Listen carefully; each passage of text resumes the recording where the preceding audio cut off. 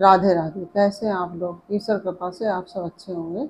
ईश्वर सब पे कृपा बनाए रखे, सबका कल्याण करें। आज हम बताने जा रहे हैं कि नवरात्र में पहला दिन तो माता शैलपुत्री का होता है और दूसरा दिन होता है माता ब्रह्मचारिणी। तो माता ब्रह्मचारिणी के बारे में हम आपको विस्तृत जानकारी देने जा रहे हैं, और जिसको कि सुनने मात्र से ही प्राणी का कल्याण होता है, और सभी को यह कथा सुननी चाहिए। और वह कथा इस प्रकार है। माँ दुर्गा की जो 9 शक्तियों का दूसरा जो स्वरूप है वो ब्रह्मचारिणी का है।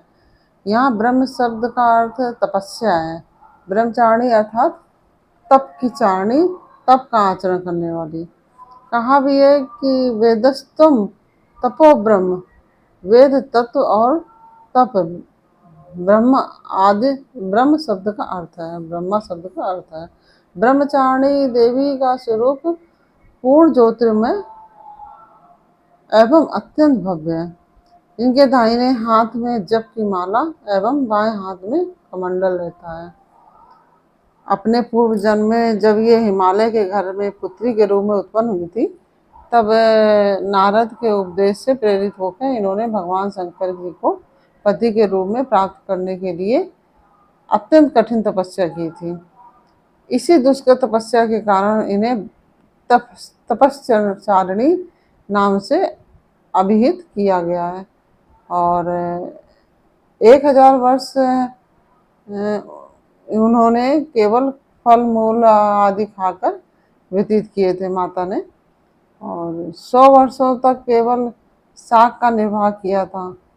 कुछ ही दिनों तक कठिन उपवास रखते हुए खुले आसमान के नीचे वर्षा और धूप के भयानक कष्ट सहे। इस कठिन तपस्या के पश्चात 3000 वर्ष तक केवल जमीन पर टूट कर गिरे हुए बेल पत्रों को खाकर माता अहनिश भगवान शंकर की आराधना करती रही। इसके बाद उन्होंने सूखे बेल पत्रों को भी खाना छोड़ दिया। कई हजार वर्षों तक वह निर्जल और निराहार तपस्या करती रही। पत्तों को भी खाना छोड़ देने के कारण उनका नाम अपर्णा भी पड़ गया था। और पड़ क्या था, क्या मतलब पड़ गया है, मतलब आज भी हम अपर्णा के नाम से माता को जानते हैं। कई हजार वर्षों की इस कठिन तपस्या के कारण ब्रह्मचारिणी देवी का पुनर्जन्म का वह शरीर एकदम क्षीण हो उठा। तब वह अत्यंत ही कुछ हो गई थी। उनकी यह दशा देखकर उनकी माता मैना अत्यंत दुखी हो उठी। उन्होंने उन्हें इस कठिन तप से विरत करने के लिए आवाज दी कि उमा, अरे नहीं, ओ नहीं, ऐसे इस प्रकार से माता को कहा उन्होंने। तब से देवी ब्रह्मचारिणी का पूर्व जन्म का नाम जो है एक नाम उमा भी पड़ गया, क्योंकि उनकी माता ने इस प्रकार कहा था ना, उमा, तो इस प्रकार से उनका नाम एक उमा भी पड़ गया। और माता पार्वती को उमा नाम से भी जानते हैं। उनकी इस तपस्या से तीनों लोकों में हाहाकार मच गया। देवता, ऋषि, सिद्धगण, मुनि सभी ब्रह्मचारिणी देवी जी की इस तपस्या को अभूतपूर्व पूर्णकृत बताते हुए उनकी सराहना करने लगे। अंत में पितामह ब्रह्मा ने आकाशवाणी के द्वारा उन्हें संबोधित करते हुए प्रसन्न स्वरों में कहा, हे देवी, आज तक किसी ने भी ऐसी कठोर तपस्या नहीं की है। ऐसी तपस्या तुम ही से संभव थी। तुम्हारे इस अलौकिक कृत्य की चतुर्दिक सराहना हो रही है। तुम्हारी मनोकामना सर्वतोभावे परिपूर्ण होगी। भगवान चंद्रमौली शिव जी तुम्हें पति के रूप में प्राप्त होंगे। अब तुम तपस्या से विरत होकर घर लौट जाओ।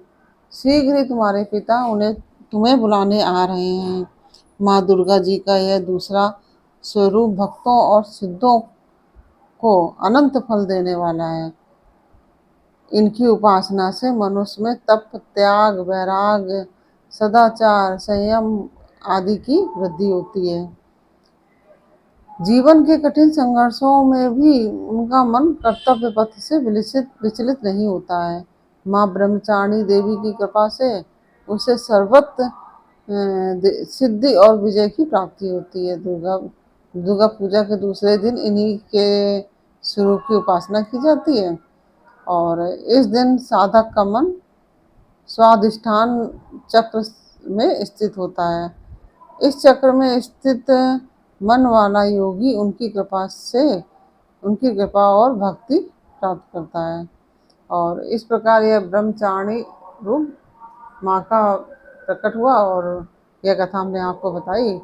और यह माता की जो हमने कथा आपको बताई है, जानकारी दी है, ये आपको कैसी लगी इसके बारे में आप हमें अवश्य बताइएगा और कमेंट बॉक्स में। अगर आपको पसंद आई हो तो वीडियो को लाइक शेयर अवश्य कर दीजिए और अगर आपने हमारे चैनल को सब्सक्राइब नहीं किया तो प्लीज़ हमारे चैनल को सब्सक्राइब कर लीजिए, बेल आइकन बटन अवश्य दबा दीजिए जिससे कि हमारे आने वाले सारे वीडियोस आपको प्राप्त हो सकें और कमेंट में जय माता दी अवश्य लिखिए आप लोग। और फिर आपसे मिलते हैं एक नई कहानी, एक नई जानकारी के साथ। तब तक के लिए राधे राधे, जय माता दी।